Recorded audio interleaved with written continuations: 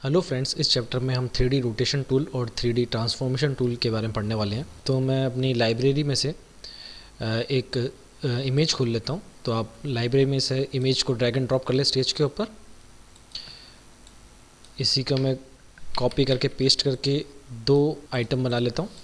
ठीक है, ये मेरे पास सिंपल इमेज है और उसी की एक और कॉपी है।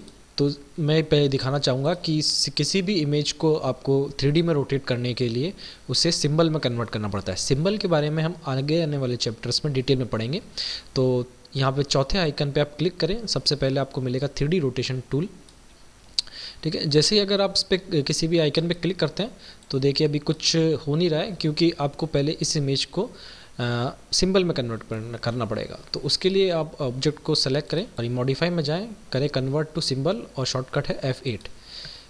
सिंबल का नाम दें, ठीक है, टाइप में जो भी डिफ़ॉल्ट सेटिंग वो रहने दें और उसे कर दें ओके। ठीक है, अब हमारे पास ये इमेज है और ये है सिंबल। ठीक है, अब आप देखें, जैसे अब 3D रोटेशन टूल सेलेक्ट करें तो देखें जी सेलेक्ट करते ही ये इस तरह का सर्कुलर गिज्मो आ गया है। और जबकि अगर मैं इमेज पे क्लिक करूँगा तो वो गिज्मो नहीं आएगा। तो आप सिंबल पे क्लिक करें और फिर जैसे रेड लाइन है यहाँ पे, ठीक है, तो जैसे मैं रेड लाइन पे क्लिक करके फिर सर्कुलर वे में आप इसको रोटेट करें। ये देखें रोटेट हो रहा है। ठीक है, इस तरह से अगर आप ग्रीन लाइन यानी कि वाई में आप इसे रोटेट कर सकते हैं, सर्कुलर वे में घुमाएं, ये देखें। ठीक है, और Z और जो ब्लू लाइन है वो Z के लिए डिनोट करता है। तो इस तरह से 3D रोटेशन टूल का आप यूज़ कर सकते हैं।